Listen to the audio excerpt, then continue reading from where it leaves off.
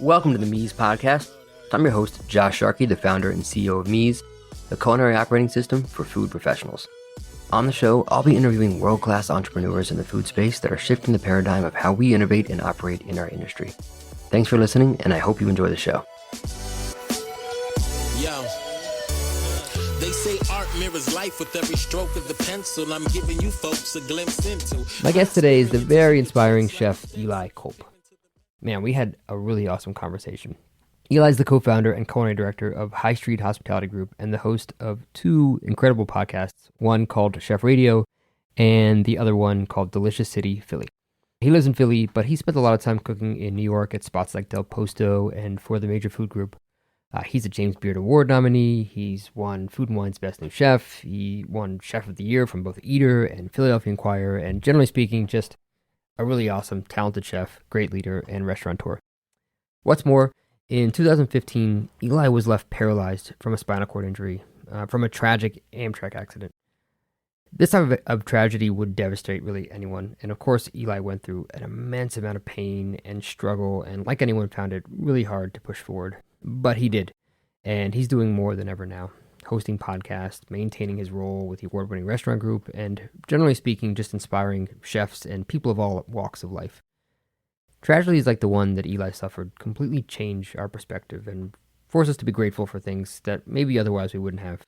And in the words of Eli, don't wait for a tragedy to frame your perspective or to find gratefulness in your life. I love this episode. I love chatting with Eli, and I think you will too. So I hope you enjoy the episode.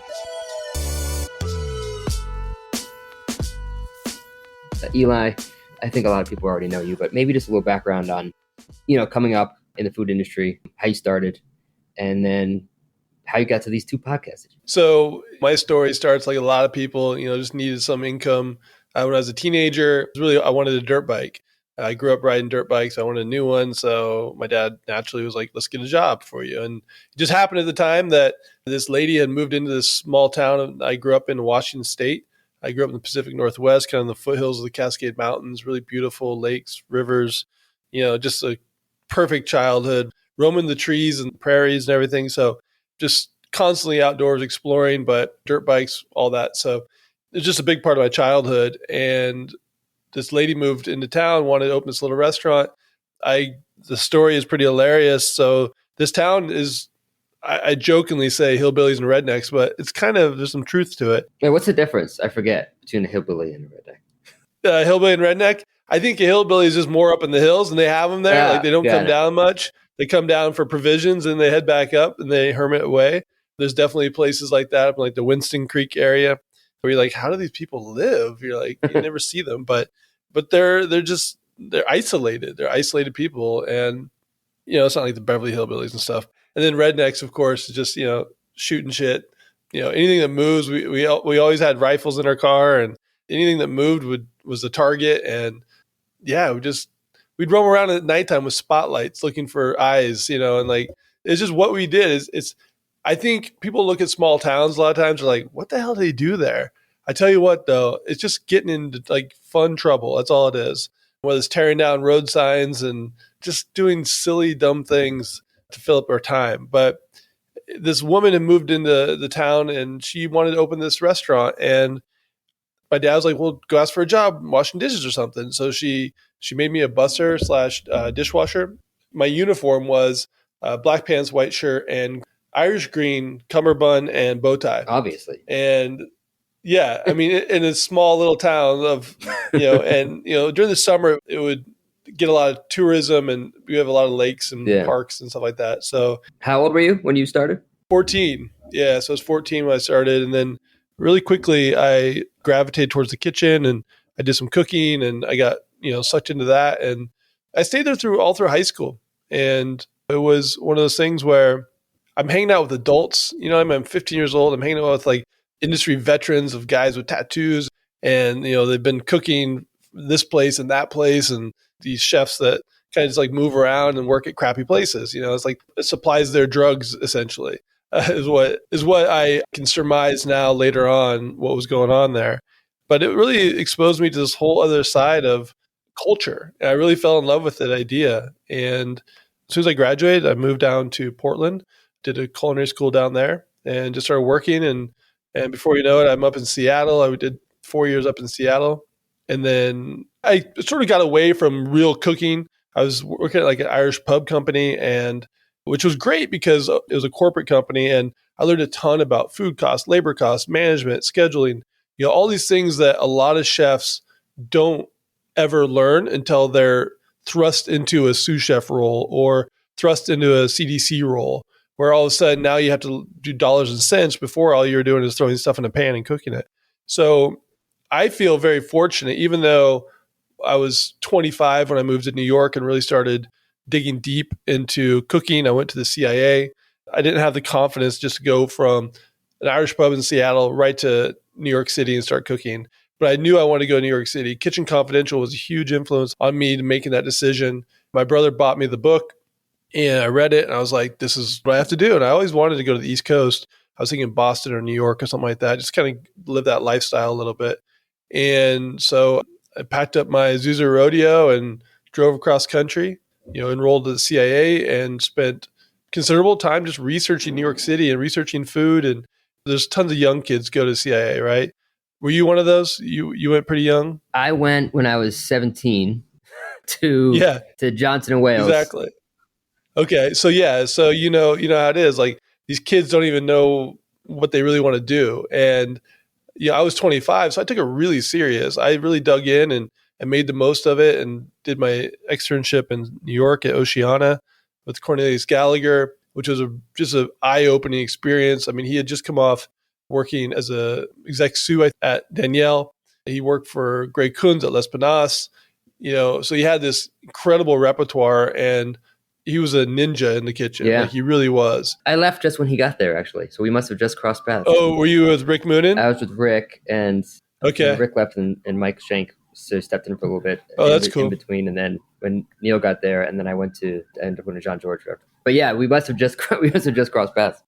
It's funny. A lot of people were in that kitchen. I hear that a lot with chefs. I left there a couple months before you. So it was definitely a kitchen that was well known. And, if you want to learn seafood cooking, fishery, and really dive into that, it was a fantastic learning experience for me. But I also learned really important little lessons. I remember we did this kohlrabi. It was like a warm, cold soup situation.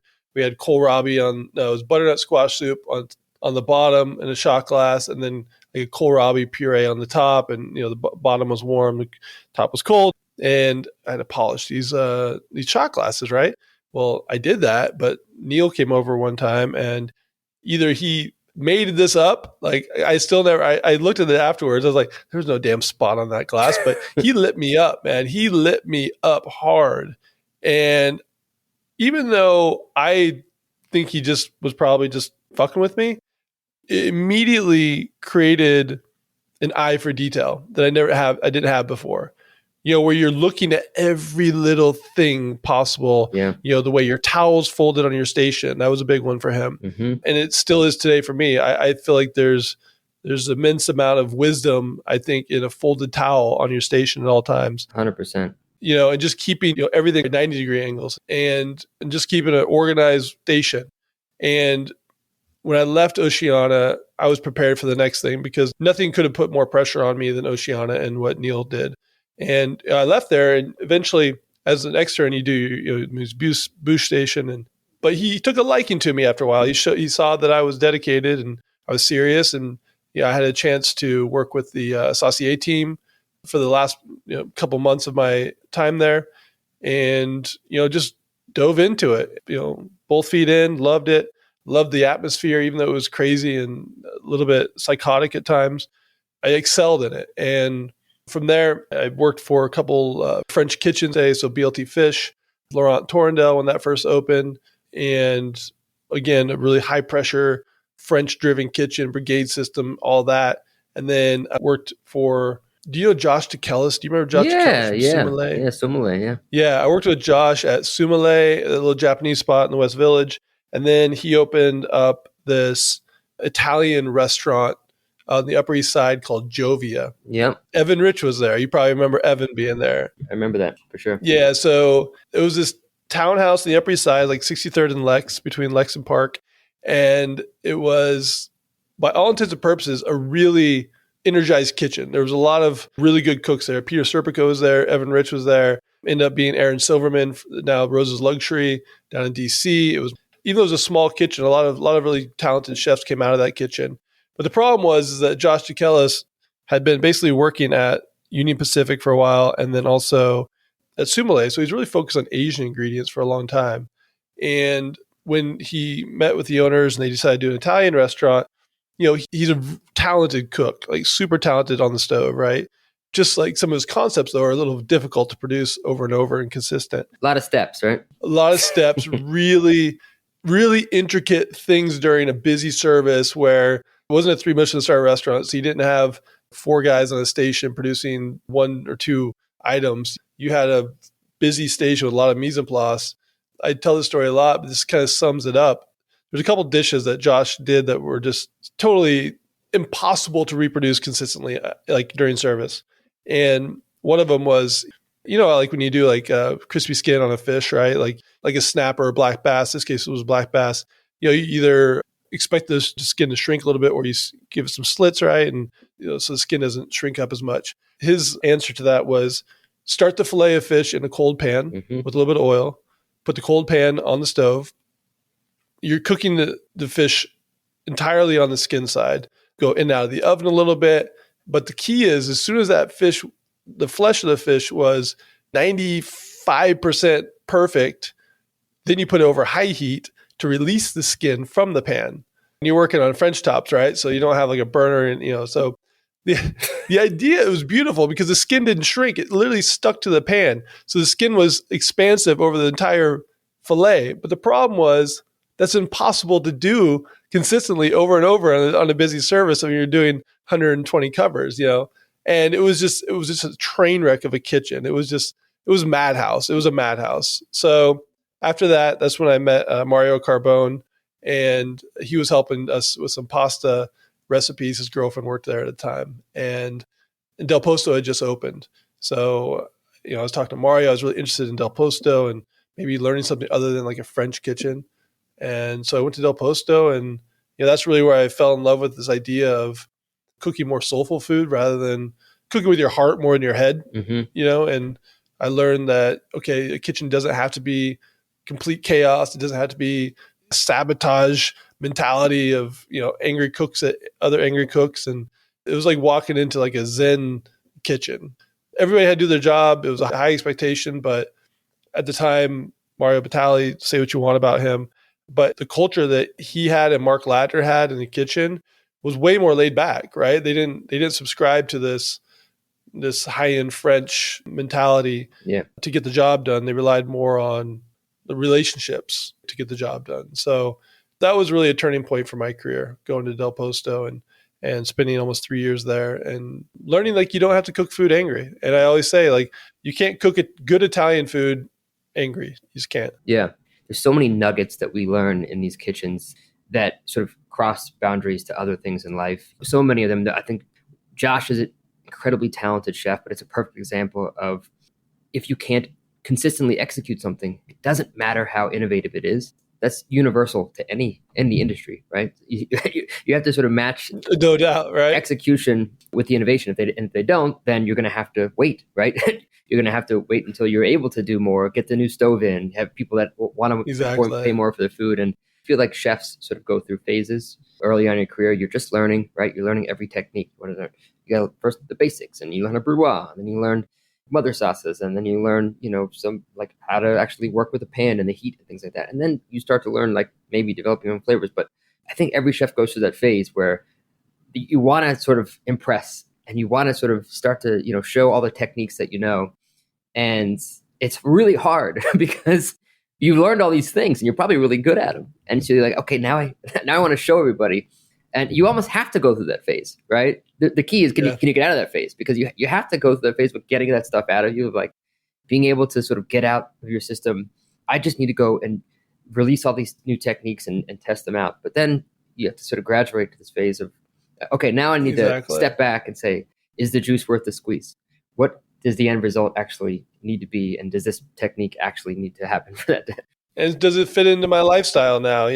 All of a sudden you're not 25, 28 years old anymore. Yeah. You're 35 and now you want to spend time with the family, or you want to be able to go on trips or vacations. And if you have to be there during every service and, stick your foot up every ass to get what you want every day, that's exhausting, and it's not sustainable. And this restaurant I'm talking about with Jovia, for example, it wasn't sustainable. It got completely obliterated. Frank Bruni had just come off, 7 years in Rome or something. And he just took the, the critic role in New York for the New York Times. And here we were presenting an Italian restaurant that was like Asian influenced, he just wrecked it. Like, it was like 1-star review. I remember sitting in the stairwell reading that, everybody printed it out on paper, right? So everybody could read it. And I was just like, oh God, Yeah. this is not going well. This is not where I need to be. And that's, for me, fortunately, I landed on my feet in a great spot. And, those relationships I built at Del Posto still exist today. And it's great to see all the people from that kitchen at Del Posto and also Jovia, like, people that are really standout chefs that, that you sort of your comrades with, Yeah. So it's cool. You can't replace that camaraderie you get when you're in the trenches with, working those crazy hours and crazy days. And, Yeah. Obviously the other learning lesson is you got to set your cooks up for success. And that just didn't happen back then. It didn't matter. It was like, look, you got 12 9 p.m. pickups and this is just what it is. So you're going to have to come in at 9 a.m. to set up your station and you're not clocking in. Yep. And that's just how this job works. I mean, we loved it, right? Because we got to just do all kinds of cool things. But ultimately it doesn't work as a business model at scale because eventually everyone breaks. Well, no, I mean, the business model was borderline slavery, in the sense that they're paying you, they don't own you. So I don't want to misconstrue that, but you're making like $6 an hour if you do the math. Oh yeah. Yeah. And you're living in New York City and somehow you have to figure it out. Like you said, the stations that you were on, it didn't matter if, I think a BLT fish station when I was on the starch station, I do potatoes and every starch, I had like 8 different pickups of potatoes and different starches. And that's a heavy station. I would be there at 9:30 a.m. in the morning, just trying to just get to it. And eventually, you carve off your hours a little bit and eventually you're coming in at, a little bit later or whatnot. But in the beginning, it's a proving ground and something that I think for the future of our industry, I don't think that it has to be like that to be successful, what we were exposed to.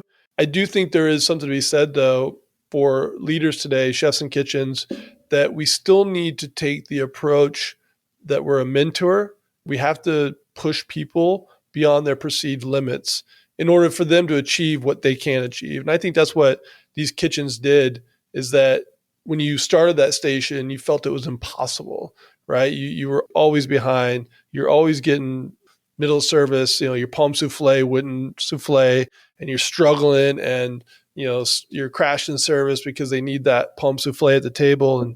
But then you learn, okay, well, the potato, maybe it was too ripe, the sugar content, finding the right potatoes. You pick up on all these little nuanced particular things about what makes a potato, right? And you learn that it does change, the sugar content does change, and that does affect the browning and also the souffle. So you're working through these really difficult equations, and what seems impossible is possible.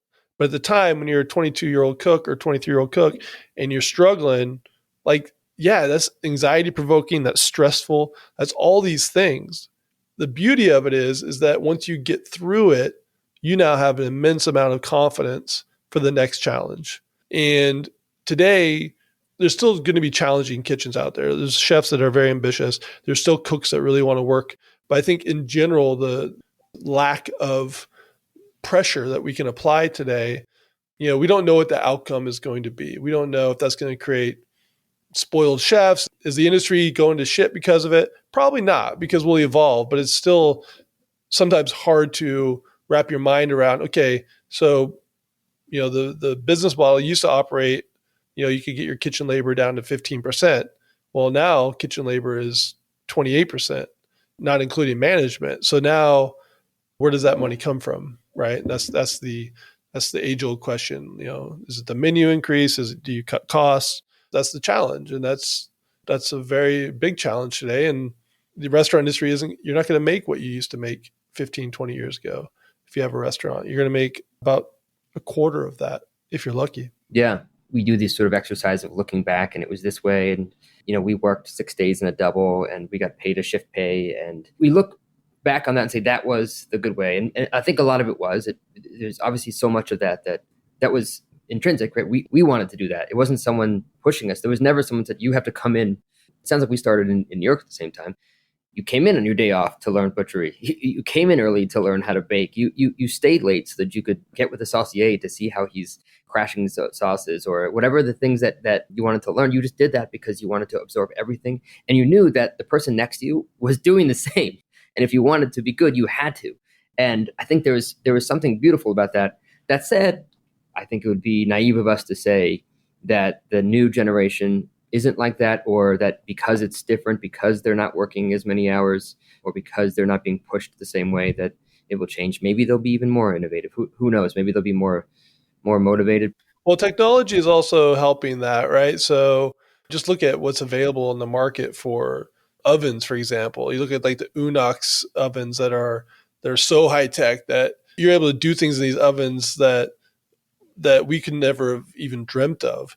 Technology blending with the craft, who knows what's going to happen? And it's all about reducing labor costs, right? That's the number one for all these companies out there. It's all about reducing the need for manpower because we know that it's inconsistent. And getting back to what you're saying about like the time spent, just like, a Japanese knife maker, just like a high-end carpenter, just like, a sculptor, like these are crafts, right? These are what we do as a craft, and we're craftspeople. I'm not talking about like cutting out paper with your kid crafts, but we're craftsmen, we're craftswomen. And, that just takes repetition. That's all there is to it. The more you put in, the more you're going to get out. And that's it. We're not sitting at a trading desk watching the stock market and trading stocks. And maybe you get lucky, maybe you don't, maybe you're better at it, maybe you're not. But it's out of your control in reality, where your career as a cook is completely in your control at all times. So I tell people, young cooks especially, don't worry about the pay. The pay will come. Don't worry about the hours. Consider that learning. You're not putting in hours. You're actually, if you reverse engineer that, you're just educating yourself more. And that's all it is. Maybe people are like, oh, well, the restaurants are taking advantage of it, and look at this horrible industry. Took advantage of so many people over the years. And yes, there's definitely areas that we fell short, but we also inherited a broken system. So our generation of chefs, mine and yours, we're this transition generation. We were the last ones to kind of deal with shift pay and the highly abusive or intense kitchens, depending on how you look at it. And then we crossed over into this, now we're operating restaurants because our generation is now the owners. We're now the chefs. We're now, the ones operating. We're the restaurateurs. And now we're dealing with something that's totally foreign to us. And that's where finding other ways to get what the final product that you want and being able to teach that is really the goal, I think, as any chef today. Because the number one thing that's keeping me from opening a restaurant, or a lot of people opening another restaurant, is labor, right? It's where are you going to find the people? And if you can't find the people, what are you going to do? I remember there's a restaurant group here in Philadelphia during the pandemic. They were offering $2,500 bonus, I think it was, sign-on bonus, like cash. Like, you apply here, or you get hired here, we're going to give you $2,500. And what does that do for the industry? Like, every other owner is like, wait, whoa, you're changing the rules here, and now we have to like keep up with that. So when you see a moment of evolution like that happening so quickly, and our industry evolved since 2020 so quickly, there's going to be collateral damage. There's going to be areas that we're not going to get right out of the gate. But with time, finding that new stride is really the goal. The owners, the restaurateurs that can do that the quickest are going to be the ones that are most successful. The caveat is, how do you maintain the principles that you have? How do you maintain the expectations you have, but do it in a way that the employee has much more power and say than they did 5 years ago, because you desperately are trying to hold on to them. So people are bending, they're allowing their principles, they're allowing their expectations to be lowered just to maintain a staff. Whether that's your front of the house, like, okay, all right, fine, no uniforms, have all the piercings you want, be your own personality, just so we can maintain you as a server. Where, okay, well, now the tables aren't getting bussed the same.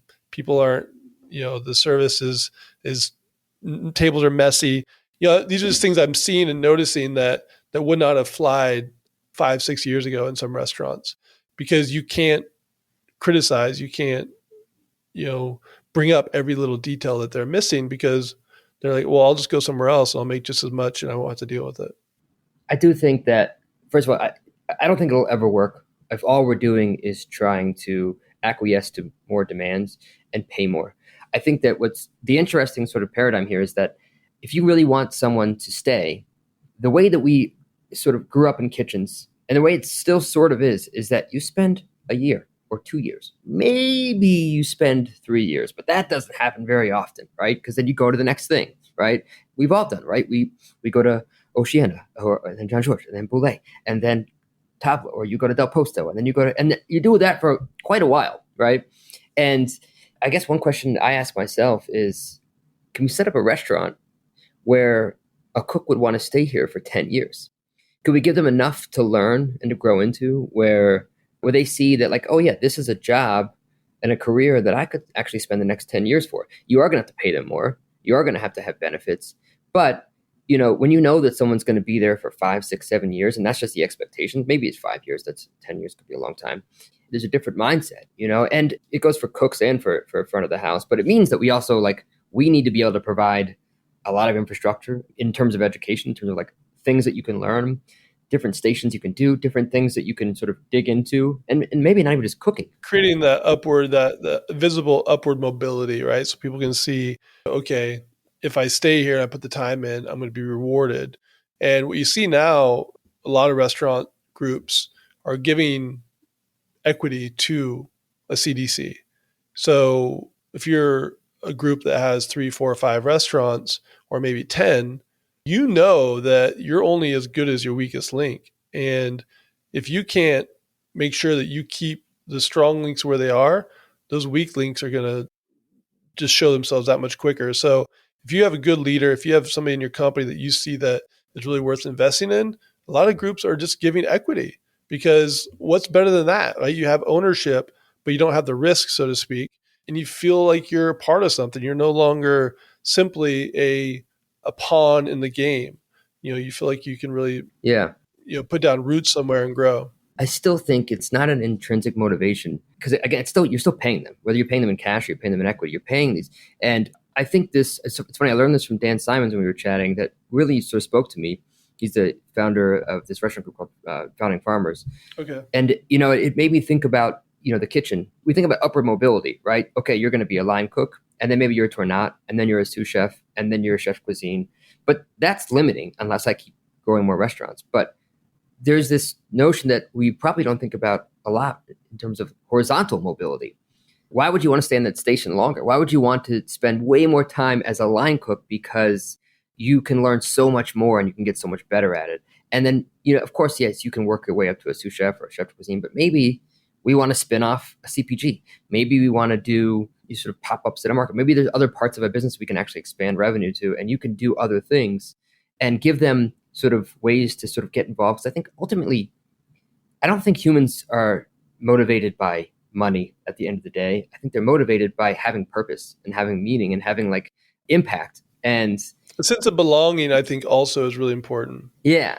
Creating a sense of belonging in your kitchen for your team is about as strong as a bond you're going to be able to make, because we're social creatures. We want to feel like we're part of a pack. That's why gangs are so attractive to, individuals that don't come from anything, right? Because maybe they don't have good father figures, maybe they don't have good families, good family dynamics. Well, they go to a gang and they feel like that brotherhood that they never had, or that family they never had.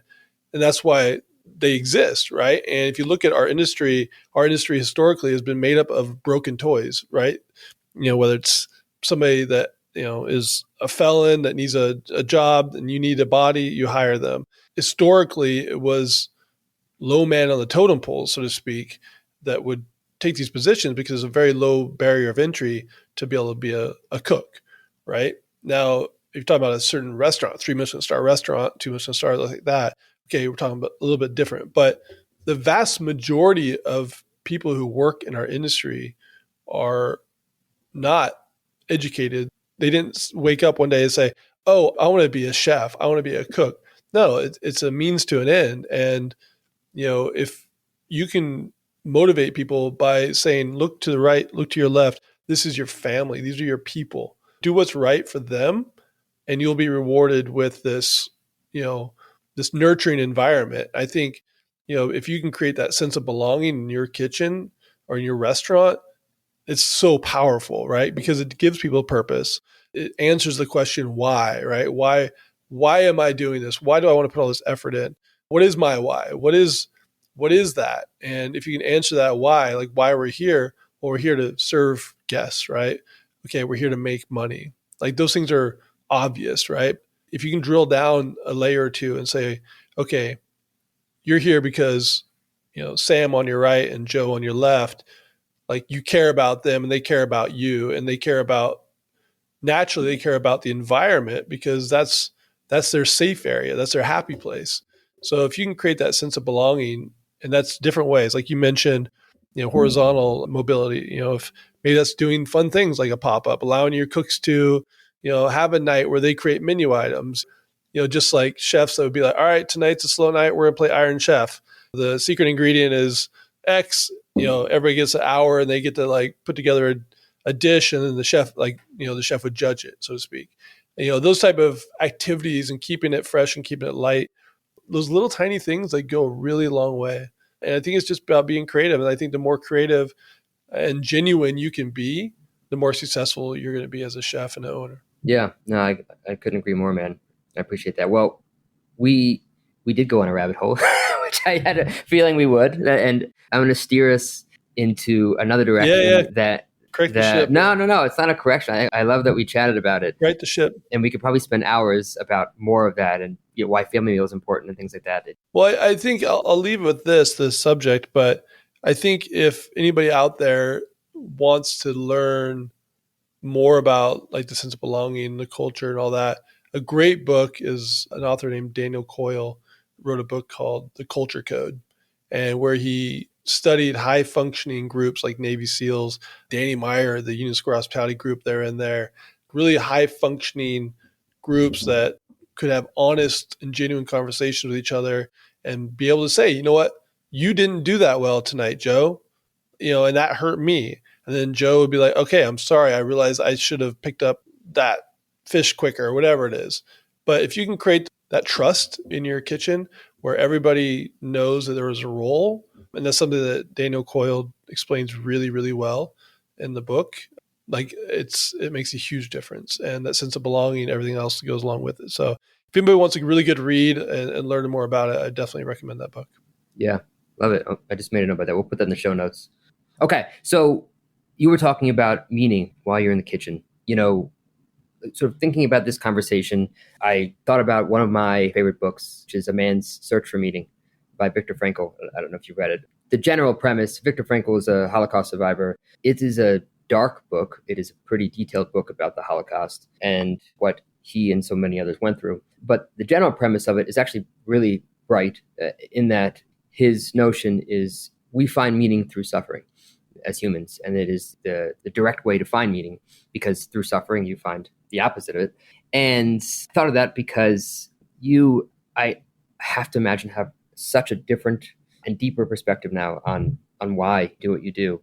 So if you don't mind for a minute, I wanted to sort of talk a little bit about the accident and what was going through your mind right when it happened. And then maybe a little bit about like how you got through it. I'm sure your son had to have a big part in that. Yeah, I think, and it was May 12th, 2015, we're almost on the 8th year anniversary now. And, it was like any other day, so to speak. I was living in New York at the time. We just signed the lease on the New York spot in the meatpacking district for the next high street. Let's see, that was March.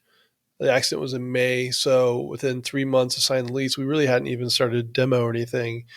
I was injured. So I was on an Amtrak train heading to New York City, like 9 o'clock at night after work, and it derailed. The engineer drove the train into a 55-mile-an-hour rated corner at 108 miles an hour. And the majority of the train, at least the first 4 or 5 cars, were derailed. And it was a massive, massive accident, like on a scale that few see. There's over 200 people injured, 8 people died, countless people like critically injured. I suffered a spinal cord injury on my neck when the train derailed. I was on the left side of the train. It derailed off to the right side of the track. I was facing forward. And what happened was, as the train tilted off the track, I was propelled in the air. My body turned like, I'd say 45 degrees, 90 degrees. My neck hit square against my back of my neck, hit square against the luggage rack on the opposite side of the train, and it immediately smashed my vertebrae, and cut off communication from my brain to my body, essentially. And fell down. It was dark. Everything was on top of me. I couldn't move. I immediately assumed that I was paralyzed just because of the way my neck hit. I couldn't move my body anymore. I could barely speak. My diaphragm, the diaphragm muscle, which is an important muscle for speaking, was wiped out. So I couldn't even hardly yell for help. Luckily, there was a few people in the car. There's like 15 people in the car that I was in. And, I remember them saying distinctly, like, ma'am, we hear you. We're going to get help for you. We can't see you.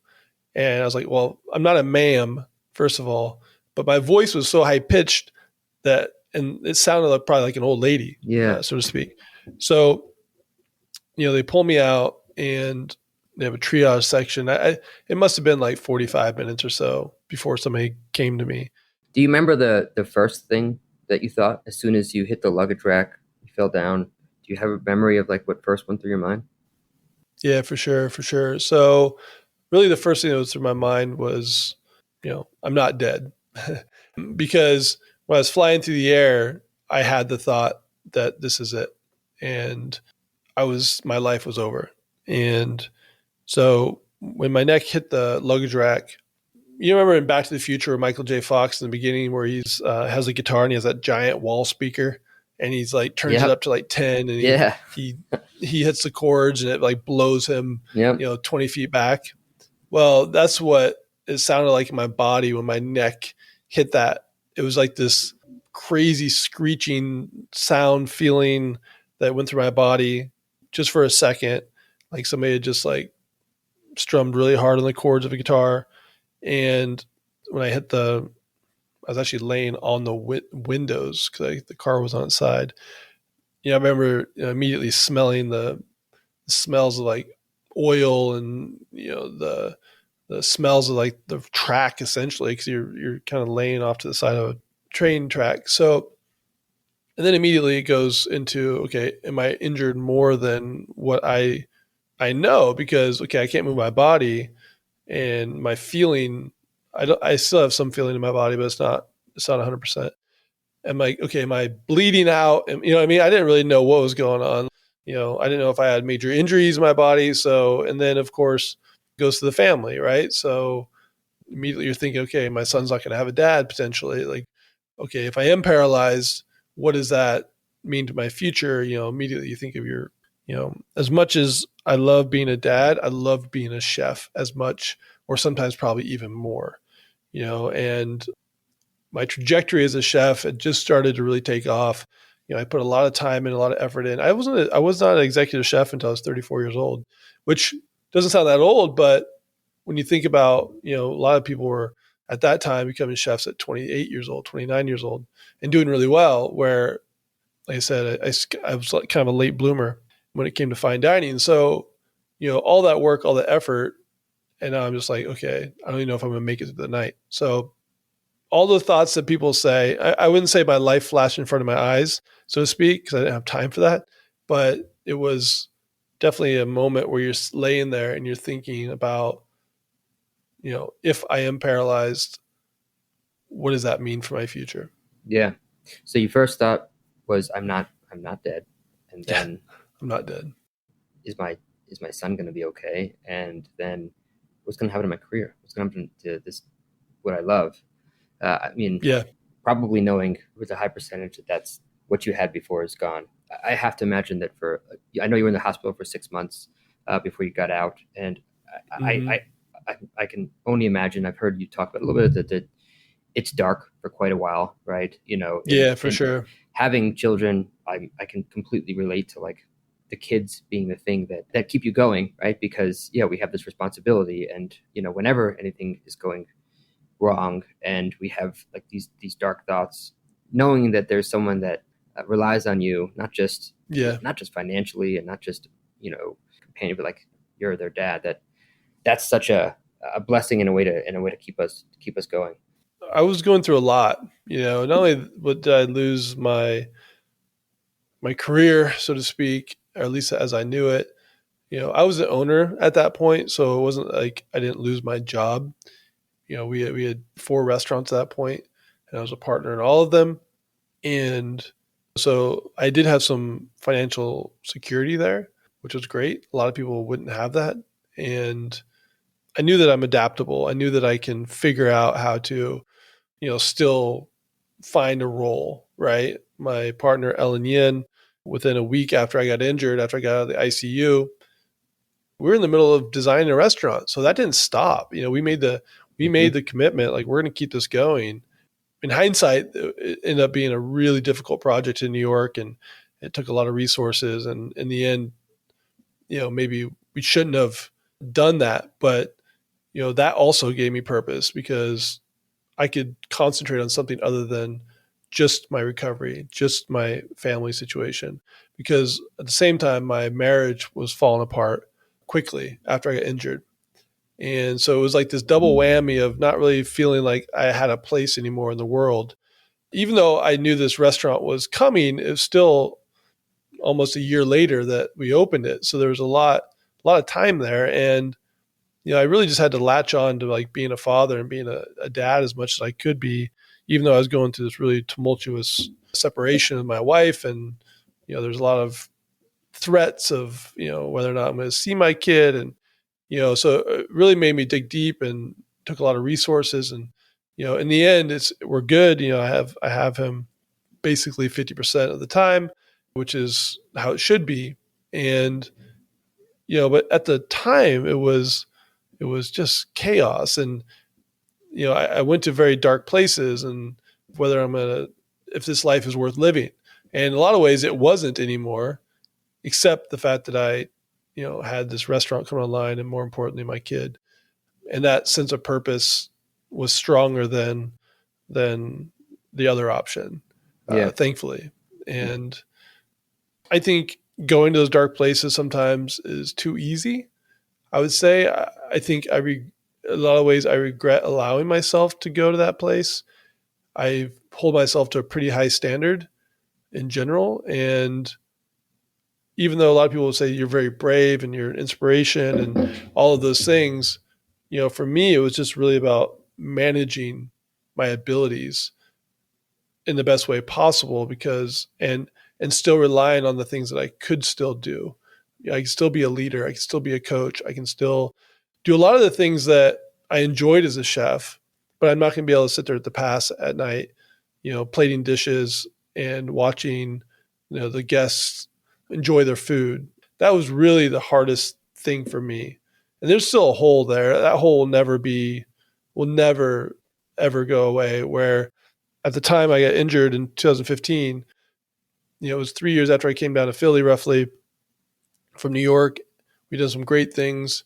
Our company was really, kind of hitting that hockey stick, putting a lot of time and effort. And, if you're plotting on a graph and then all of a sudden all that time and effort pays off, and all of a sudden your value or your company's value or whatever it is really start to skyrocket. And we were hitting that. And I feel like, I tell people like, it felt like getting kneecapped, so to speak, and having to start over. When you're quadriplegic, and that refers to somebody who has any level of any deficit in all four limbs.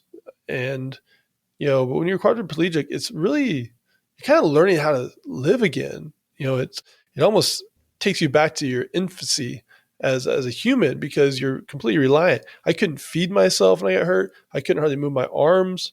Now I have a lot more mobility than I did just from, working on it and all that. Still in a wheelchair, but I'm a lot more independent than I was when I first got injured. Yeah. You having people brush your teeth for you, wipe your ass. Like, it's everything, it's every little thing. You're basically an infant, but you have the mind of an adult. So that's where it's really hard to figure that out. It's you have to rely on people. There's no option. You will die if you don't. Like, if I don't have somebody to help me throughout the day, I would not survive. Like, that's reality. Hearing you talk about this, Eli, it's obvious there's been a lot of reflection and a lot of acceptance, and Right. you're still handling all of it, I'm sure, on a day-to-day basis. But mental health is something that so many people struggle with. And I'm sure that you have had a tremendous life lesson in learning how to, manage mental health. And I think as humans in general, when we lose something that we had, or that we don't have control over, or we don't have something, or, we just know that we can't have it, or that loss, creates this trauma. And, we've all had it, and we've all gotten to these dark places. I remember when I opened my first restaurant, Bark, I don't talk about this much, but I was really depressed. Because I left the fine dining world that I spent 12 plus years, mastering and becoming, as best as a cook as I could. And then I don't even know how I got to it, but I ended up opening a fast casual restaurant. And every night I would go to bed, like, upset that why am I doing this? And this is sort of an internal thing. This is not, an external catalyst. This is me, something that I did. And always wondering, like, did it feel like you weren't living up to your own expectations? Yeah, exactly. And then seeing my friends and colleagues that I worked with for the last 10, 12 years going and opening things and feeling like, God, I threw it all away. And yours, like others, I could never know what it's like to lose functions in my body. But like yours was just an external catalyst, right? Like, you didn't even have any control over it. One, I wonder how those impact, like something that like you have just no control over, something that happens to you. And then, I'd love to just like get a sense, if you can, of like what helped you get through, like I know obviously your son was had to be an influence on like saying, hey, right, dude, fucking move on, man. Like you gotta push through this, because you have a son, and I gotta take care of you. But do you recall, any instance where that was like the turning point of that dark time where you're like, this is not worth it. Why am I even doing this? To like waking up and being like, no, I'm here. No, for sure. There was definitely kind of a line I drew in the sand, and going back to, anytime someone has a traumatic experience, that could be your girlfriend left you, right? But you had these songs that were your songs. And every time you hear them, it tugs you, your heartstrings, and you feel bad, and you miss that. And, it just takes time to get over it, right?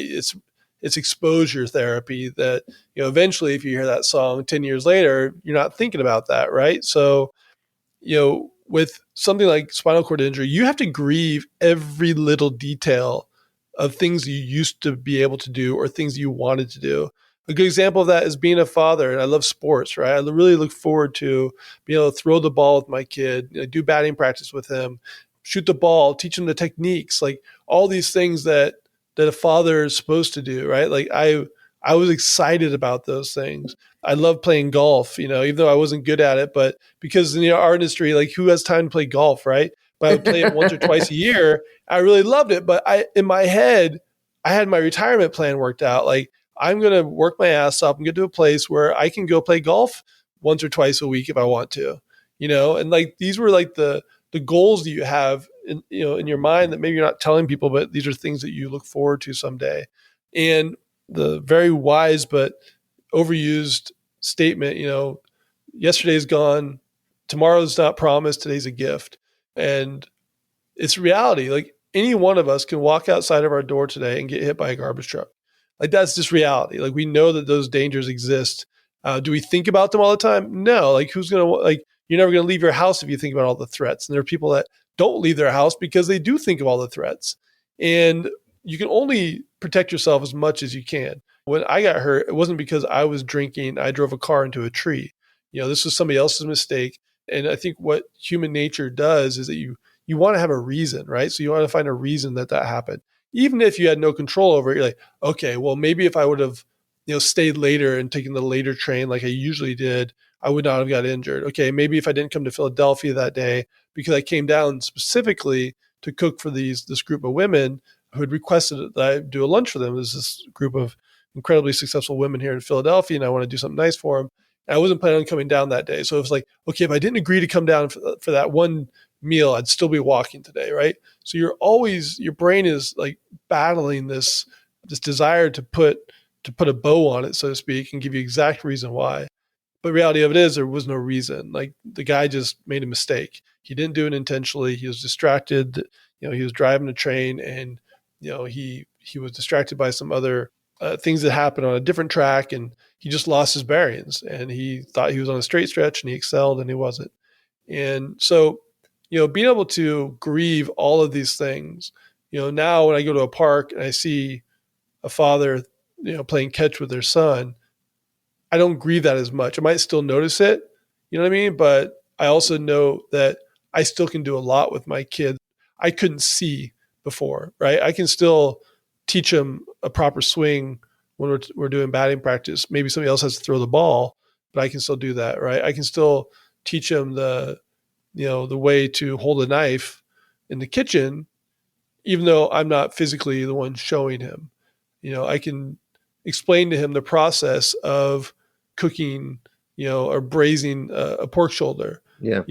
There's still things I can do that I couldn't see before. And when you go into this process, and every day's a learning experiment, right? So every day you're saying, okay, I couldn't do this before, now I can do it.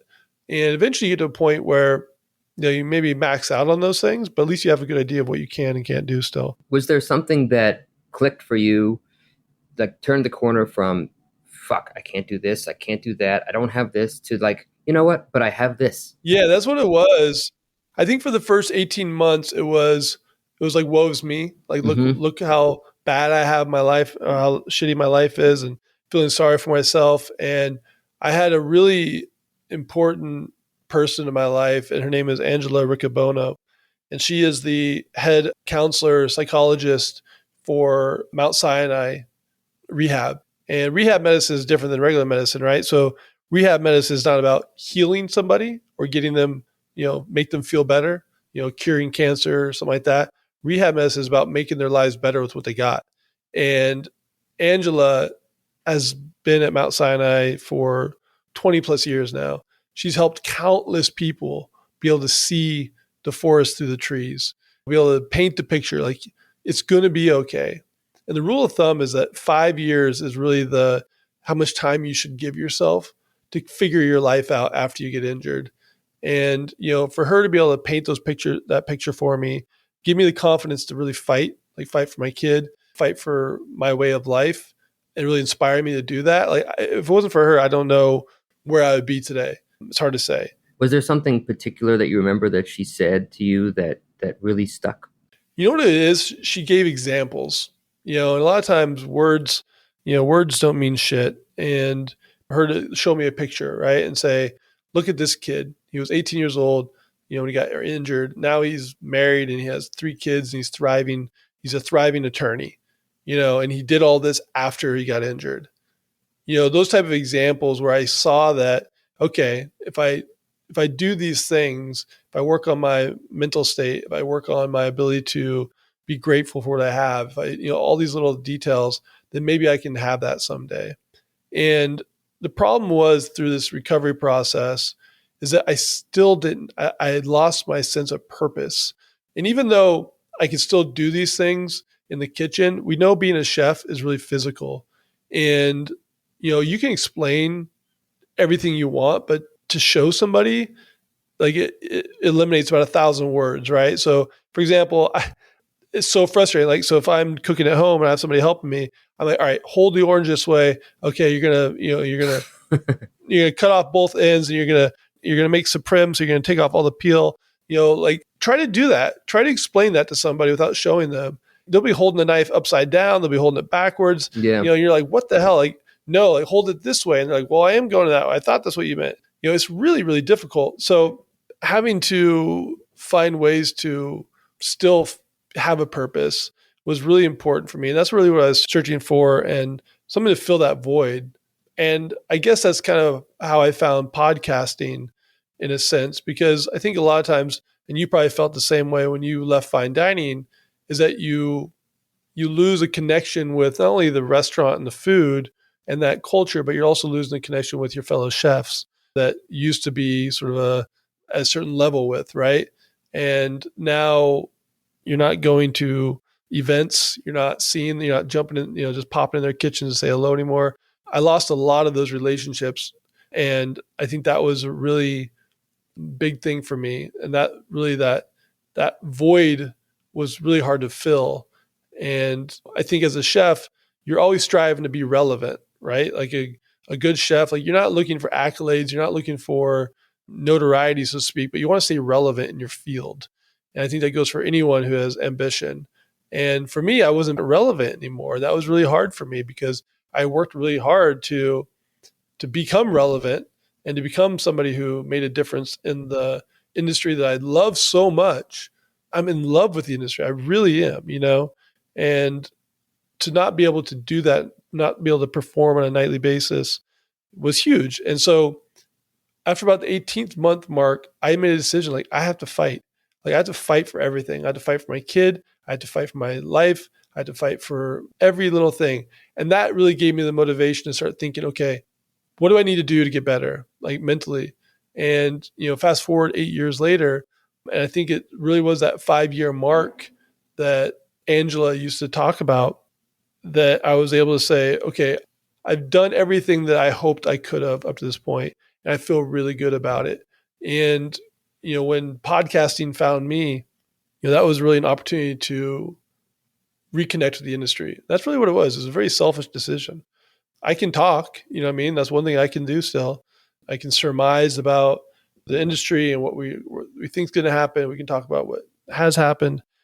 And, for me, reconnecting with those chefs and be able to talk with them about their journeys, and just like we're doing here, is really special. I felt very fortunate that I was able to do that. And, fast forward to today, I have 2 different podcasts, and, it's keeping me really busy and connected to the industry. And we're doing events with the podcast and be able to expand the, beyond just the radio waves, so to speak, and, meet people who are listeners and do events that are focused around nonprofits and things like that. So it's really filled.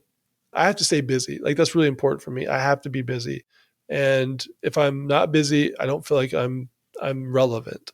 So if I'm busy and there's things going on, and then I feel more relevant. But if I'm not busy, it's really hard. Yeah, that's probably part of the chef in you as well. Exactly. I mean, it is really incredible, the things that you've been able to accomplish, even though you went through all this. I'm sure the podcast was also a big help. Yeah, for sure. I have this list I've been keeping for about 20 years. And every time something bad happens, I write it on there, but I write the opposite. Oh, yeah. So I got shingles. It sucked. It was terrible. And so I'll write on there, I don't have shingles anymore. I used to get really bad canker sores. And I would say, I don't have a canker sore today. Or I used to get terrible migraines. I don't have a migraine. Every time something, I'm in love. If I was struggling to find love. And I added a list. And so I keep it. I still have it. It's digital now, although I kept the paper. So do you have that in the Mies app?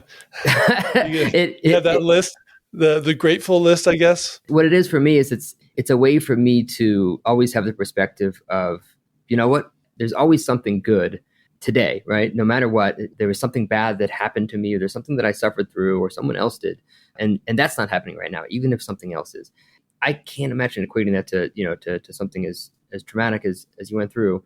But I think we all have to find these ways to cope, and then to find ways to move on. Yeah, for sure. You talked about sort of starting the podcast so you can connect with the industry. I think about this a lot. I don't know if you do, but because I was a chef in fine dining, and then I started fast casual stuff, and then I went to this restaurant group as a chief operating officer. Now I'm in the tech world. But whenever someone asks me, what do you do? I always think chef first, no matter what. I think as chefs, and I don't know if that's just in every craft, but like no matter what we do, like after we have a cooking career or while we're still in the cooking career, chefs do other things as well. I think we all sort of like identify as chefs. At least for me, I'm curious for you. Like, do you still like first and foremost identify Eli Kulp as like chef, Oh yeah. then Oh, yeah. podcaster? Then is that sort of something that crosses your mind a lot? Oh yeah, for sure. I mean, it's still when you pour so much passion and love and effort into something, especially in your early 20s, and those really impressionable years where you're still developing parts of your brain and you become hardwired Mm-hmm. to be something. And starting at 14 years old and working my way up through it, like there were hardwired habits, hardwired thought processes that I still, hold myself accountable for those things. And do I work as hard as I used to? No, no doubt about it. I don't have that stamina. There's no way I could do it if I wanted to, but there's still a lot of ways that I can put my effort forward that is still really rewarding. I think that's what it's all about. Like if you lose your job, if you lose your career, if you lose something in your life, it's really about, you have to grieve it, but then you have to replace it with something. If you don't replace it with something, I think that's where the danger is. And if you can replace it with someone or something, your heart gets broken. 6 months later, you find somebody else that you really love. You kind of heals that. And the same thing goes with going through a traumatic injury like this, a catastrophic injury, or just, going through something small. People always say, oh, you're such an inspiration. And honestly, I don't like that. I think that's because I don't feel like it. And I think just like anybody who you hear on the news, some guy runs to a burning house and saves 3 kids. Like, oh, you're a hero. And they're like, no, I'm just a regular guy. And it's really what it is. You're just a regular guy, but you showed up at that moment. And same thing for me. Like, I just was dealt a shitty card, and I just had to deal with it and kind of climb out of that hole where everybody has their struggle. And I don't care if it's you stubbed your toe today and your toe freaking hurts. That's a lot. Like, it's almost, even though it's stubbing your toe and breaking your neck is very different, there's still a lot of similarities in the sense, like, it's highly inconvenient. It's annoying. It can really get you down, and you have to dig your way out of it, so you can let that stub toe bother you all day, ruin your day, and not get shit done. Or you can say, you know what, I'm going to deal with this stub toe. I'm going to keep going, and I'm going to still accomplish what I want to accomplish. And I think that's where I am today. I'm still figuring that out exactly and what that means, because I'm not a tech guy. Other than being interviewed on TV a couple times, I'm not an audio guy. And, so I've had to just kind of fumble through it and find the way to make it work. And, up to this point, it's done that. And, I look forward to kind of the future of how this evolves, because some things that I could never have imagined happening after starting a podcast, that when I started it, that I would be doing a chef radio live event at a local charity, raising $35,000 in one night for a local charity. Like, those things would never, when I started podcasting, I could never have imagined that would be something that I would look forward to every year, doing this event. And it just shows that if you just keep moving forward, even if it's just an inch a day, whatever it is, eventually you're going to get to where you want to go. And it might not be as fast as you want or as linear as you want. It might be ups and downs, but if you're able to just kind of keep that fortitude, that resilience, you're going to be fine. And one thing that chefs are, we are resilient, because you have to be resilient. You have to be able to show up every day, even after a shitty service, and get back to the grind and prove that you're not a schlep, And that's, I think for me, it was holding myself accountable, and that chef mentality of, you have to go the extra mile to make yourself better. Yeah. To make your team better. And you have to go that little bit of extra effort that separates you from, everybody can get to 90% really easy. You know what I mean? I always say that, like a dish, for example, create a new dish, you can get to 90% really easy, but to get to 100% or 99%, that last 9% is really, really hard. And that's those are the details. That's the devil in the details, so to speak. And that's where I guess the way that I look at my life, and 90% is great, but can I get to 91%, 92%? This podcast is brought to you by Mies, the culinary operating system for food professionals. As a chef and restaurant owner for the past 20 years, I was frustrated that the only technology that we had in the kitchen was financial or inventory software. Those are important, but they don't address the actual process of cooking, training, collaboration, and consistent execution. So I decided if it didn't exist, I'd do my best to get it built, so the current and next generation of culinary pros have a digital tool dedicated to their craft. If you're a chef, mixologist, operator, or generally if you manage recipes intended for professional kitchens, Mies is built just for you. Organize, share, prep, and scale your recipes like never before, and get laser-accurate food cost and nutrition analysis faster than you could imagine. Learn more at www.getmies.com. It's a gift and a curse when you, as an entrepreneur, I think it's sort of inevitable you have to be, hopefully, is that 90% makes us sick in the stomach. Like if I'm not constantly getting that last 0.1%, I would literally like get sick to my stomach, because the idea of that, you mentioned before, sort of that lake of mediocrity, that is, it's like the worst. And within our team, we like to embrace Kaizen, which is like this Japanese premise of like constant improvement. And I've always thought, what was it? Sorry. Kaizen is a Japanese sort of like framework of Kaizen. Okay.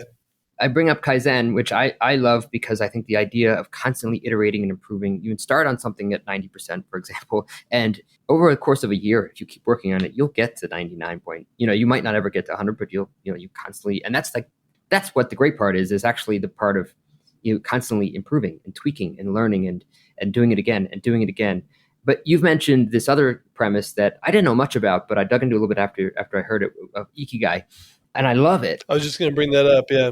Yeah. And, I think Ikigai essentially meaning like everybody needs to find their purpose in life. And there's a sort of spectrum of, it reminds me of, there's a concept called the zone of genius, right? And so there's 4 zones, right? In terms of like what you do with your life. You have a zone of incompetence, which means doing things that you're not good at. And a zone of competence means doing things that you're just okay at.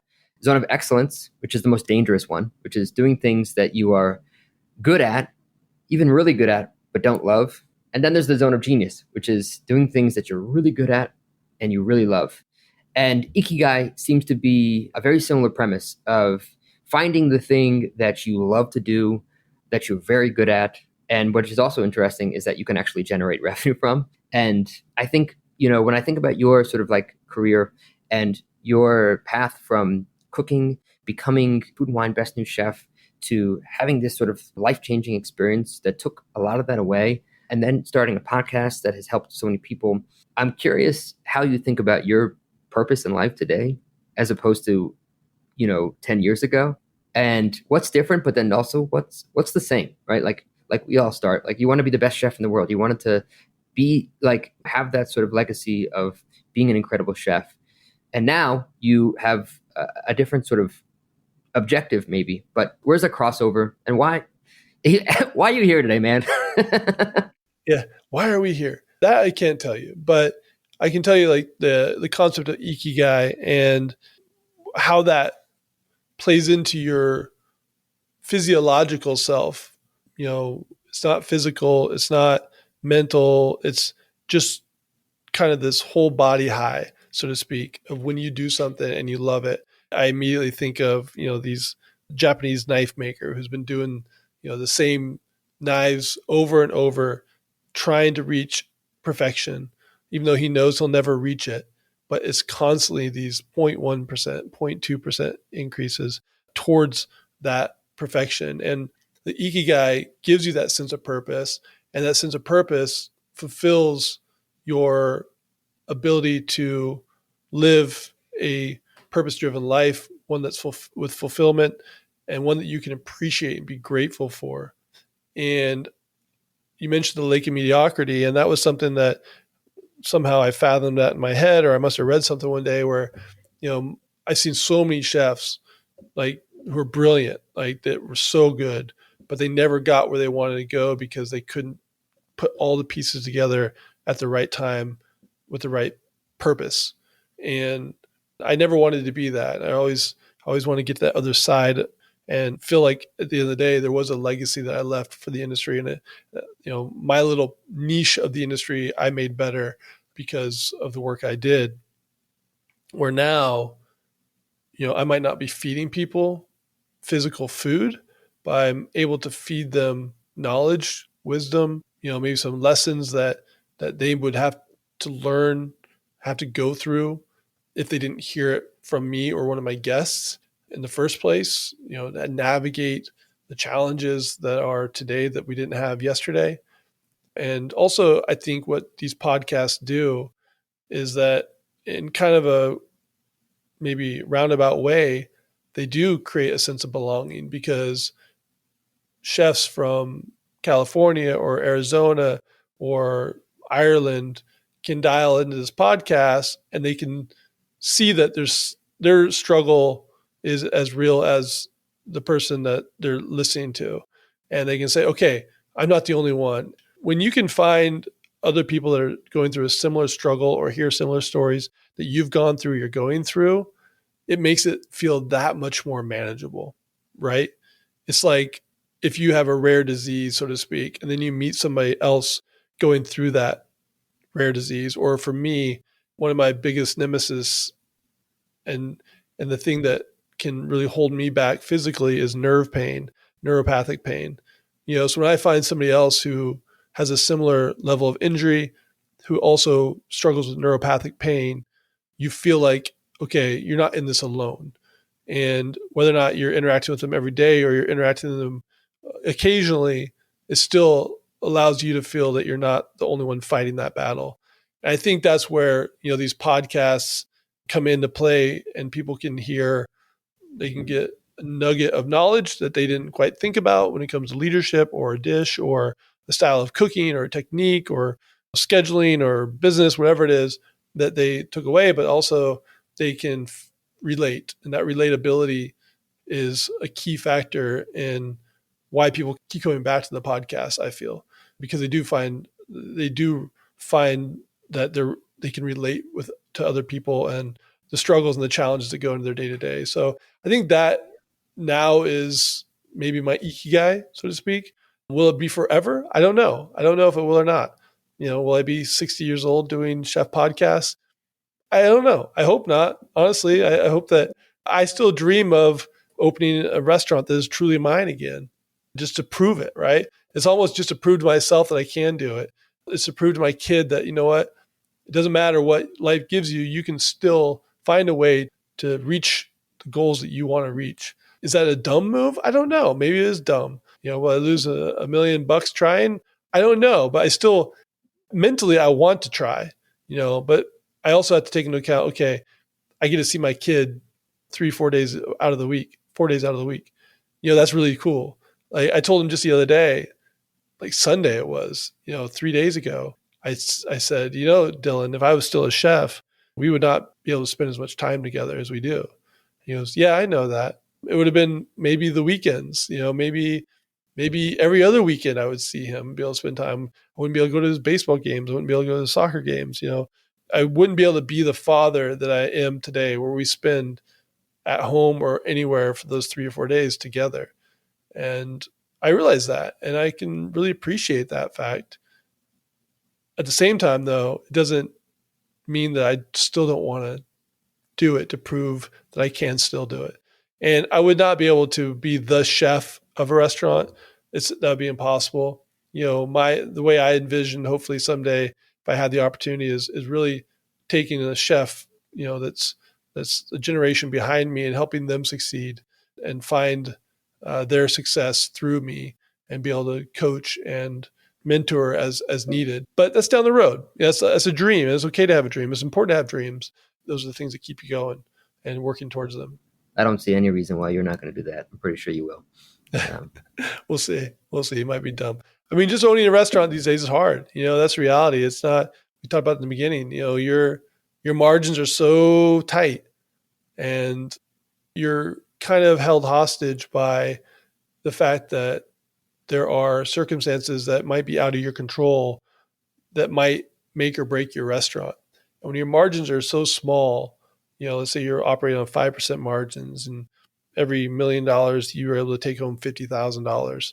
You need a $3 million restaurant if you want to, have a nice car and a decent house and in a school district that your kids can thrive in, right? So now you're beholden to, okay, I have one $3 million restaurant. Well, I want to be able to buy a lake house. Okay, I'm going to open up another $3 million a year restaurant to pay for that. But the problem is, we know double the restaurants, double the problems. And that's just reality. So I'm trying to be very careful with my ambition, because sometimes my ambition will get the best of me.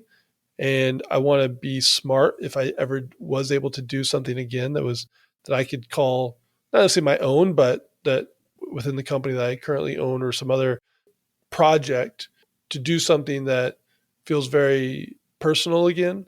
I don't know if it's possible. It might be, maybe it is, but if it's not, I guess I'm okay with that too, because I have other ways to fulfill my desires, But I think in a perfect world, that's where I'll eventually land. Yeah. Well, I'm just gonna throw out some positivity there and say it is possible, and I think you are going to do it.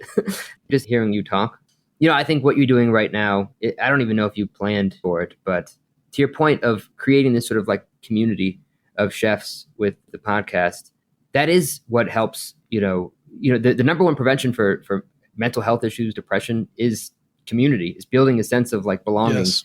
And that's just human nature. Obviously there's an incredible amount of studies that have proven this. And the more that you can do that, the more that you can create a sense of belonging, and you can help people. To your point, that the thing that sounds like helped you the most with Angela was seeing other examples of people going through what you're going through. That's human nature. The more that we see, oh, someone else did this, because guess what? Someone else did. There's billions of people on this planet. Someone else went through something very similar to another person. And if you can find that, there's so much power and help in it. So I love that you're doing that to help people. Well, I mean, if you look at Maslow's theory of hierarchy of needs, right? So, you look at the very bottom level, it's just, creating income, essentially sustenance. So you can have shelter, right? You can have your basic needs met as a human being. And then as you work up that pyramid, you're able to put things in place. And at the top of that pyramid is happiness and fulfillment.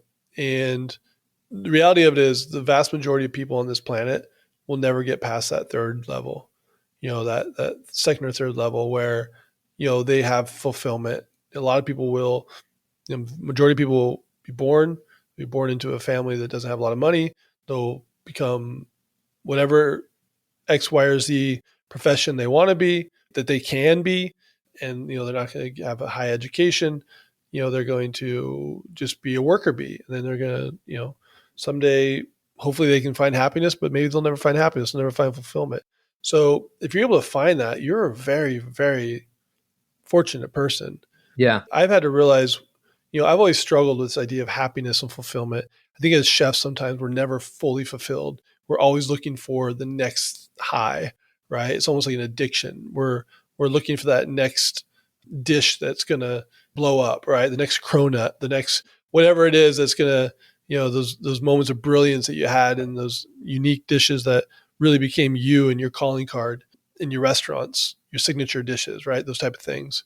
And we're always chasing that high. And sometimes you don't need that. You realize that it goes back to you're talking about early as a chef, you're trying to prove things, right? You're trying to be the next Ferran Adria. You want to be the next David Boulay. Those are the things that you strive to be, because those are the examples that you're looking at as your sort of gods, right? In the industry. Well, maybe you don't become that, but maybe you become something unique and different in a way that is still fulfilling to you. That's what our industry is. I love about our industry, and it's so great, is because we have those opportunities, right? And like I said, the harder you work, the more opportunity you're going to have. Yogi Berra said it best. Harder I work, the luckier I get.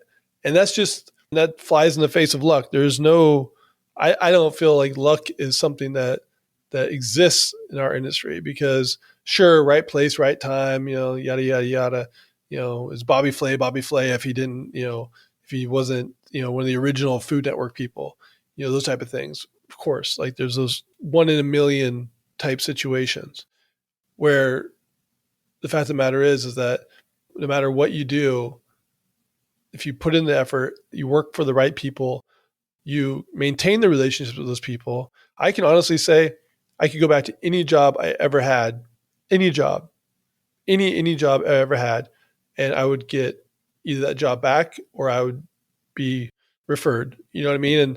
And that's something I'm really proud about. Even jobs that I left because it wasn't the right fit or it wasn't the right situation for me, I didn't leave it in a bad way, because our industry is so interconnected that I understand that it's, sometimes you have to swallow your pride and kind of get through it and move on to the next thing. And, going back to luck, it's just really about doing, I say this on my podcast all the time. Don't be lazy. Make sure you seek out the right people and work for those people. If it's not a good culture, if it's not a good leader you're working for, if you're not feeling that you're getting the most out of it, don't waste your time with it. Don't go chasing rainbows all the time. You know what I mean? Looking for the pot of gold, but don't waste your time working for mediocre people, because if you work for mediocre people, if you surround yourself with mediocre people, you will be mediocre. That's just reality. Yeah. No, I couldn't agree more. It's fun. It's funny you mentioned Maslow's hierarchy of needs, because I find this big flaw in just in the way that we think about it, right? Mm-hmm. Obviously at the bottom you have food, shelter, water. That you Right. need these physiological things, and it's baseline. There are people who don't have that, and same goes for safety, right? Are you in a place where you're not going to get murdered? Right, you're getting attacked by a lion. After that, I think finding love and belonging, finding self-esteem, finding purpose, which is the top of our hierarchy of needs. Mm-hmm. I think if you find purpose, the majority of those things, and I want to be sensitive to, of course, like if you are born into poverty, there's things that you can't control, and that's that Sure.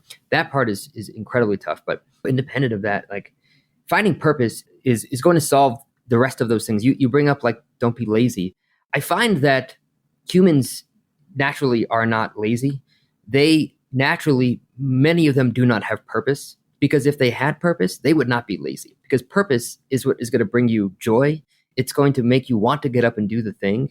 Someone is referred to as lazy because of something that they're not doing at work or something, but maybe they are spending 20 hours playing video games. Okay. And maybe that's just a distraction. But when they find the thing that they love, they're going to do it, no matter who the human is. I don't care any human you find, but if you don't have purpose, and I bring this up because, as we're getting to the end here, for me, like the theme of the conversation today with you is around finding purpose and the importance of it, and making sure that you're checking in with yourself around what is your purpose and why you're doing what you're doing, because anything can change at any moment. As long as you push to make sure you know what's your purpose, why are you here, what do you really love, what do you love to do, you won't be lazy, and you won't stand for mediocrity. You won't stay at a job that's mediocre, because you have purpose and you want to go find and seek like more of it. And I think that's what is the hardest thing, right? By the way, it's not easy. We're very lucky. We started cooking when we were 14, and I love cooking more than anything else in the whole world. Holy shit, am I lucky that I got to just find the thing that I love, and I found purpose that young. That's not common, right? There are people that go through 15, 16 careers, if they're resilient enough to do that, before they find the thing. And that, I think we're lucky in that regard. That's our luck, right? And that is luck in that regard, right? Because we could have just not found that, but we did. Well, I say if this woman never moved to the small town I grew up in to open a restaurant, I wouldn't be a chef. I know that for a fact I would not be a chef. There was nothing in my family. Restaurants were not a thing we did. We didn't have the money for it. We lived really rural, home cooked meals. We raised chickens for our eggs. We had ducks. I remember butchering chickens and cows. That we raise a cow every other year, and we'd stock our freezer up with that cow. Like that was, restaurant dining out. Like that was like McDonald's or the pizza place in the next biggest town that we had a pizza place. Like that was eating out for us, and that's the majority of people. So yes, like luck maybe has something to do with it, destiny, karma, like all these theories, God, whatever you believe in. If it's destiny, if it's not, the reality of it is that you either have it or you don't. And if you have that sense of purpose, like there's plenty of people that work really hard at their careers and they'll never be fulfilled. I think a lot of people, like, I've met people like a lawyer, right? Like I heard somebody the other day say, I'm a recovering lawyer. They worked incredibly hard to be successful. They had a practice, but the thing is they never loved it and they burned out, and then they had to find something else to fulfill that. And you're right. For us, we're very fortunate, blessed, whatever you want to call it, to be able to find that and to never struggle with that reality. And I think anybody in our industry or somebody who's listening to this outside of our industry, if that's a struggle that you have, the one thing that I can tell you that will help fix it might not fix it all the way, is action, right? And just doing it, just starting it, putting one foot in front of the other and working towards something that you need to explore. It's an exploration process that will get that. And if you're a curious human being, I think being curious is very important skill as a human. You're going to find that, and don't get sucked into scrolling on your phone every day, or, and don't do things that don't make you feel good. Right. And I think Instagram and these things, often people leave them. I do, a lot of times if I'm scrolling, I will feel less than when I started, because you're naturally comparing yourself to what you think other people's perfect life is. And we know it's not perfect, but we still see the pictures and our brains go there. And I want to be at the Caribbean. I want to be swinging off a swing under a waterfall in Hawaii. You know what I mean? But maybe that's just not where I am today. And that's what I have to deal with. And so just like anxiety, action is the number one killer of anxiety. If you have anxiety, just do it. Just start. You can't control negative prediction. These are all things that I've learned in therapy over the years. I still do therapy. I do it once a month. I still rely on that, just kind of reset my perspective every month. And for me, it's really about having somebody there that can help reset that perspective, because as it's human nature to allow your brain to kind of go places that it shouldn't. And, have an opportunity to reset that is really a big part of my mental stability. And I think also I'll just share this nugget this realization that I've had over the course of the last couple of years, is that I've always wondered what happiness is. Even when I was at like my peak and, things were going the right way, I never felt fully fulfilled. I never felt like I was fully happy. It was always something else, right, that I wanted. And that's a really big trap that people can fall in. But I've realized that for me, happiness really is something you have to put yourself in that state of mind. It's not something that happens, or at least not for me. I think everybody has their own relationship with what happiness is. But for me, I've realized that it's a frame of mind. It's a mindset that I have to put myself in order to be happy. It doesn't always naturally happen. If I'm having a really shitty day, like, sure, I'll accept that day. I'll be like, all right, this day was a shitty day. Let's move on. Tomorrow's a new day. I'll wake up feeling better physically. And, when I have those hard physical days, I'm in a lot of pain, my spasticity and my muscles is tight. I don't even want to go in public in case I have a spasm. Those are really hard days. They're depressing, but own that, right? Like, okay, this is a shitty day. Tomorrow's not going to be shitty. I'm going to go into tomorrow assuming that's going to be great. If it's not another great day, so be it. Happiness is not a straight line. It is absolutely not a straight line. There's ups, downs, curves. And for me, happiness is just a mindset that I've had to develop. Maybe that's a self-preservation tool that I've had to come up with, but that's just the way I look at it. It's a mindset, and just being grateful. And, there's moments when you are in when you're down in the dumps, just framing that perspective and keep that perspective. Yeah. Because that's what it's all about. Yeah, absolutely. It's funny. I this all is definitely revolving around the Ikigai concept that you're talking about. I find a divergence between luck and happiness, actually, because luck requires action. You have to go and do, otherwise you won't find luck. And happiness, I think, is the opposite, where, at least for me, it requires, the ability to accept that no action will create happiness. You have to accept yourself. And, we're talking about sort of how people spend their time and things like that. There are days, I don't know about you, I wish that I could be that person that could have a 9 to 5 and then go home and watch the game and go do the thing on the As soon as you at punch night. out, you're not thinking about it anymore. Yeah. Yeah, and that's just never been me ever. I don't know why. I spend a lot of time in therapy trying to figure out why do I keep doing these things.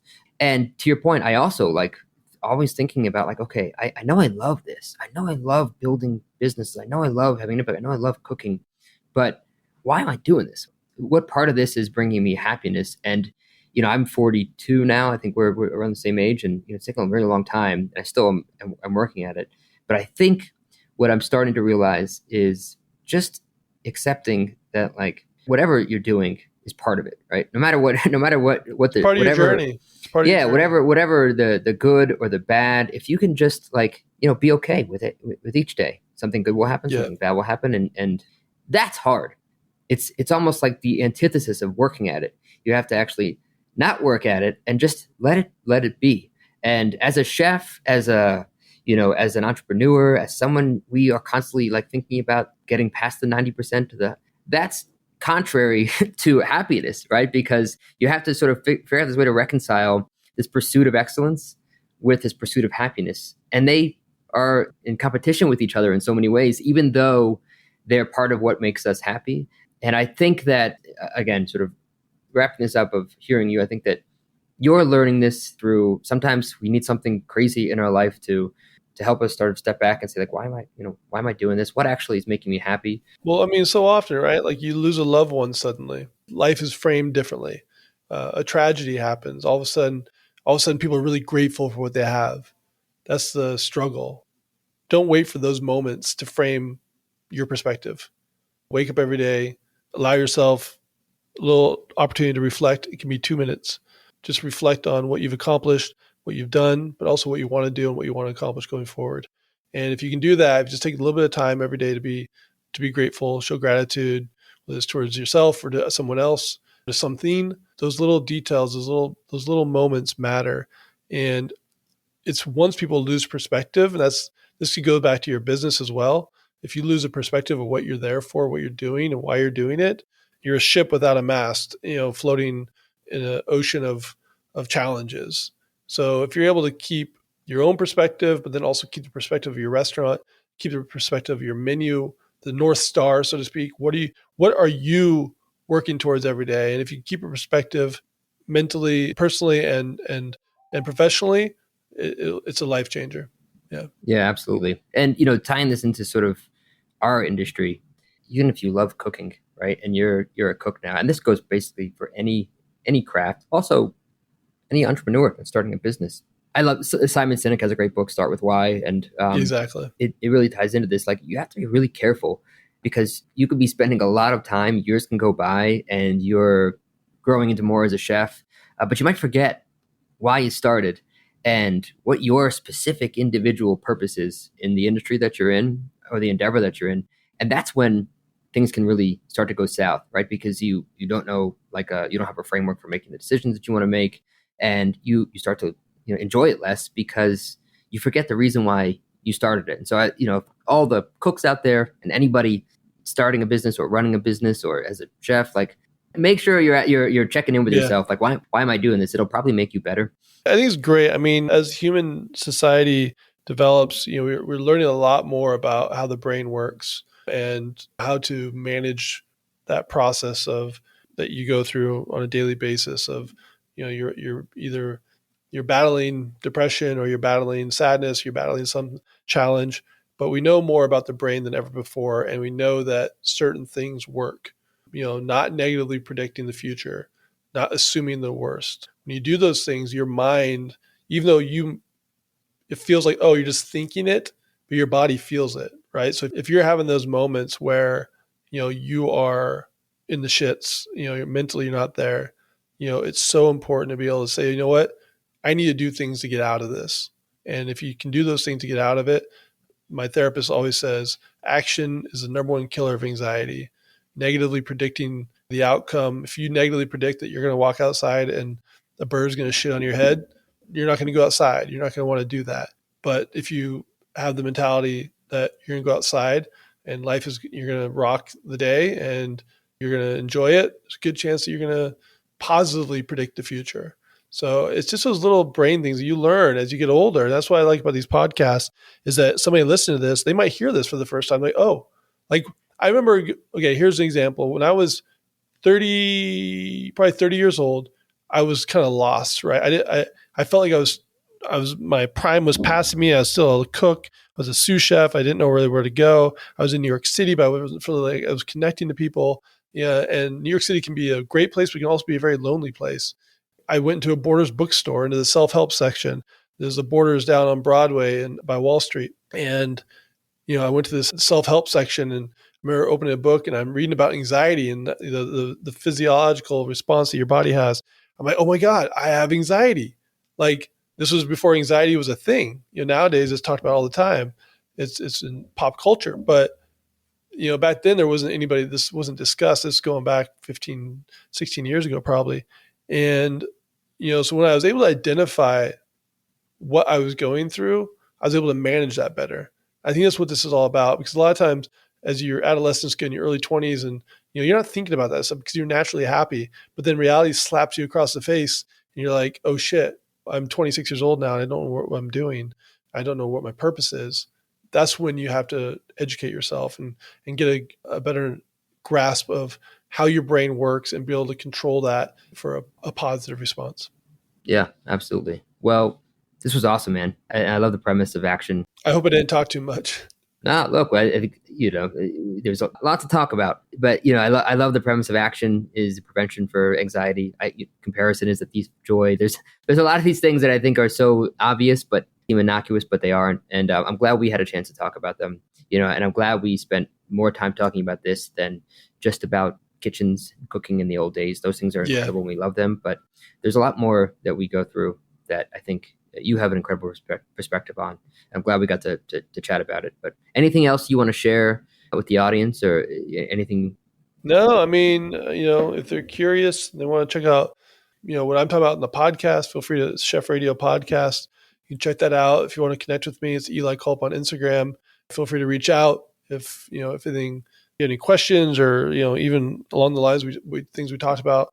I'm mentorship and coaching, that was really what, as a chef, that I loved. I still love that. And I know that that's one thing I can still make a difference in people's lives with. So I always appreciate if somebody's going through something, and no matter how small or big it is, if you want to reach out to me, I'm happy to talk through it with you. All right. Well, the Chef Radio Podcast, Delicious City, Eli Kulp on Instagram. Delicious City, Philly. If you want to know about the Philly food scene, it's another podcast I do. So yeah, it's all in good fun. So. All right, brother. Well, I appreciate it, man. This was great. And I think we'll be talking again soon anyway. So Absolutely. Thanks again, Eli. You got it, bud. Thanks for tuning into the Mies podcast. The music from the show is a remix of the song Art Mirror by an old friend, hip-hop artist, Fresh Daily. For show notes and more, visit getmees.com/podcast. That's GETMEEZ.com/podcast. If you enjoyed the show, I'd love it if you can share it with your fellow entrepreneurs and culinary pros, and give us a 5-star rating wherever you listen to your podcasts. Keep innovating, don't settle, make today a little better than yesterday, and remember, it's impossible for us to learn what we think we already know. See you next time.